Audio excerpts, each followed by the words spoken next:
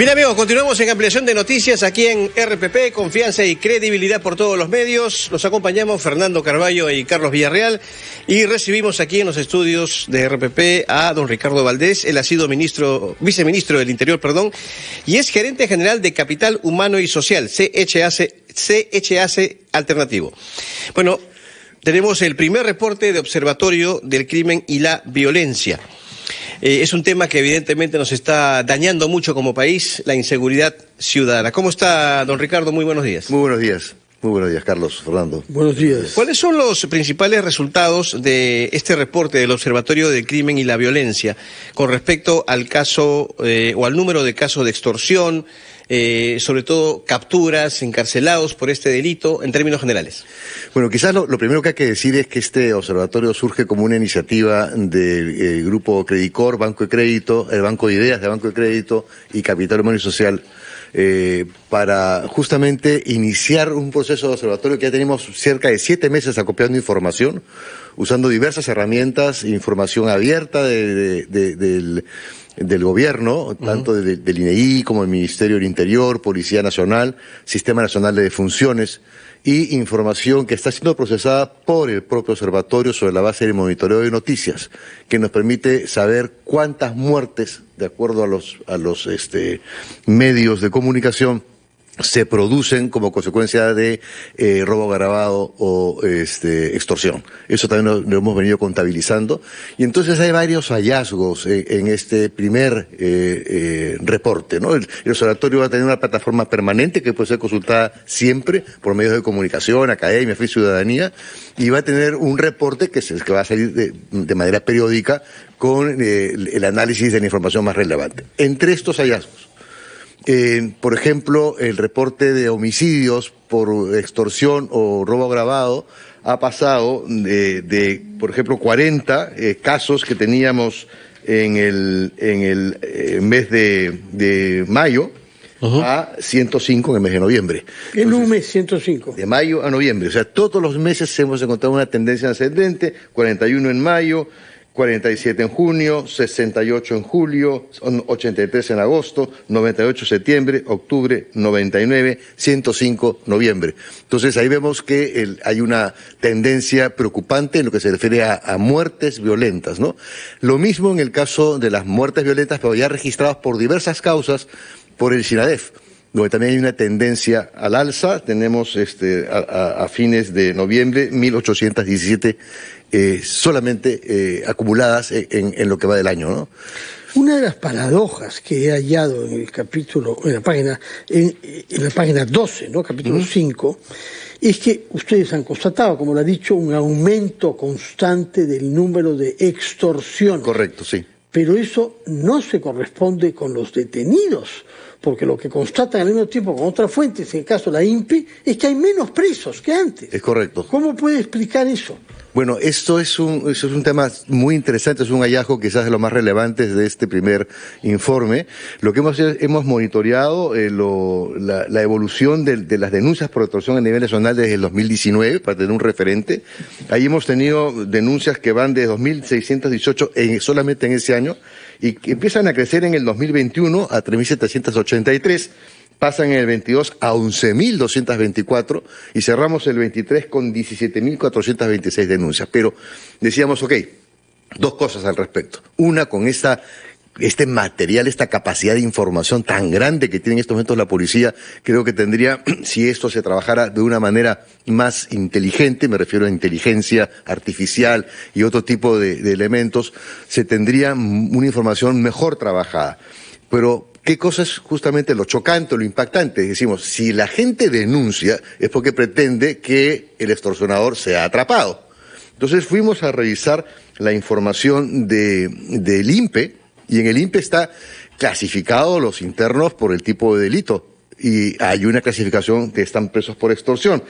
Y encontramos que estamos estancados, es decir, tenemos más o menos la misma cantidad de presos que cuando en el año 2019 habían 2.618, en el 2019 teníamos 1.176, es decir, teníamos una eficiencia de casi 60%.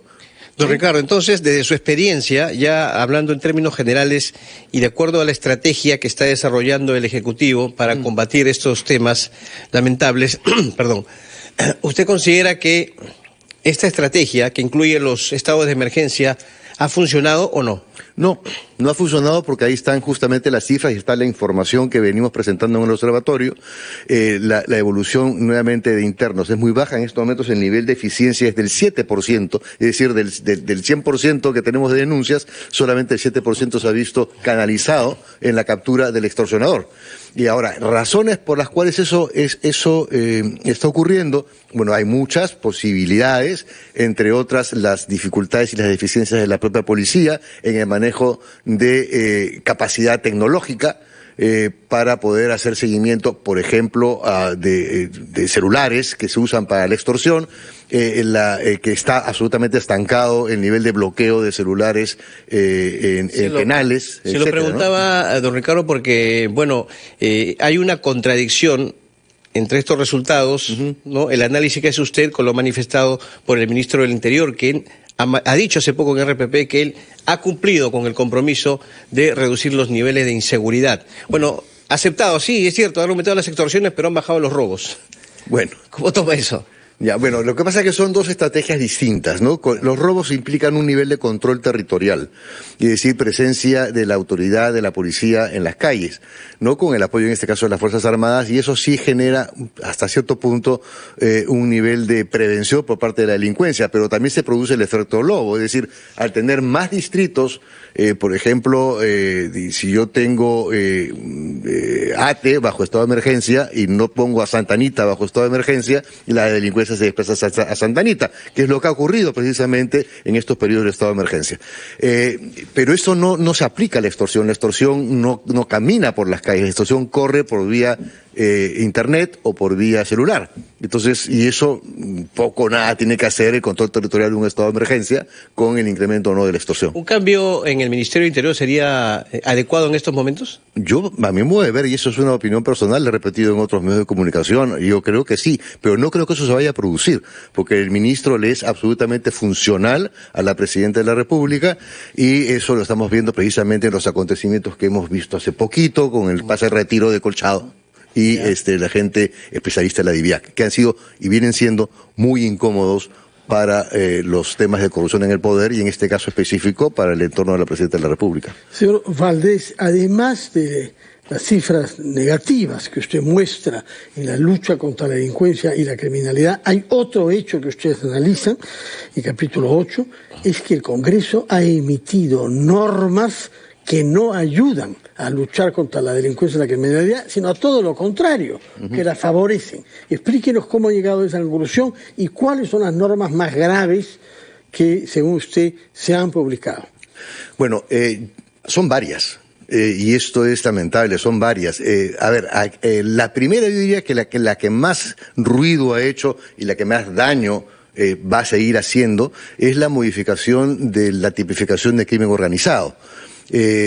Porque si bien ahí publicaron una norma y luego el Congreso dio marcha atrás, se establece, y ahí sí no dio marcha atrás, un piso en el tipo penal, es decir, la cantidad de años que una persona puede estar presa de acuerdo al Código Penal, como un indicador para clasificarla como crimen organizado.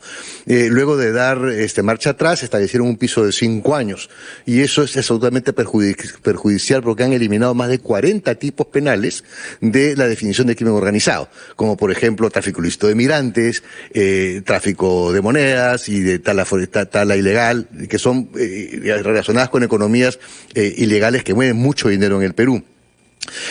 Luego creo que, aparte de los inconvenientes también con los allanamientos que están en esta norma, las otras creo que tienen que hacer con la minería.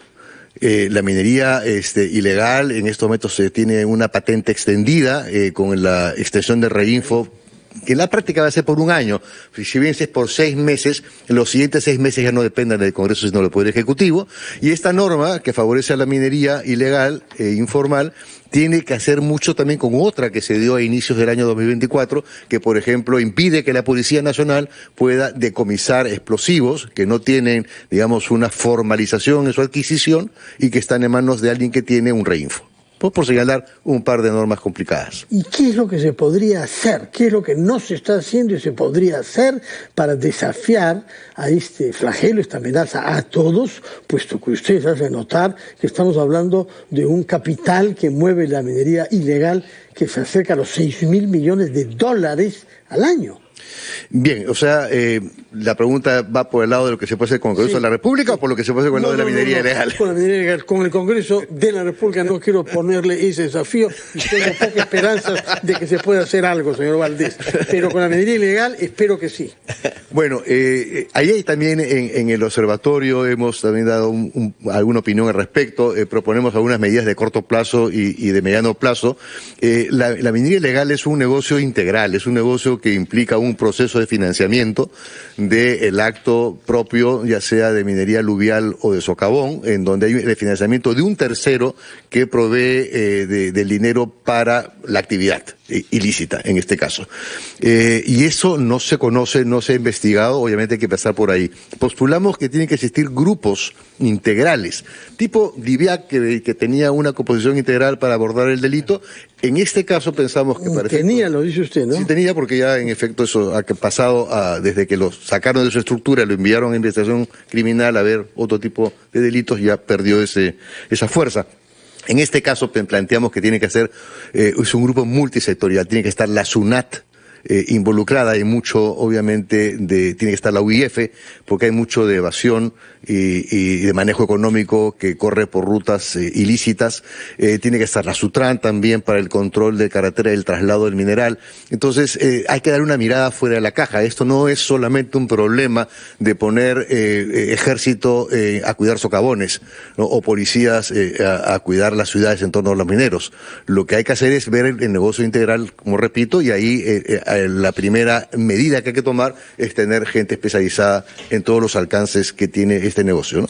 Muchas gracias, Ricardo Valdés, director ejecutivo de Capital Humano y Social, que ha creado este Observatorio del Crimen y la Violencia, cuyo primer informe, con financiamiento del Banco de Crédito, ha venido a presentarnos y se nos dice, si lo he comprendido bien, que los informes, y los sucesivos, estarán siempre a la disposición de todo el mundo. Así es. En la página de internet, en el sitio internet de Capital Humano y Social, CHS. Así es, correcto. O sea, se lo buscan como el Observatorio del Crimen y la Violencia y ahí pueden acceder a toda la información.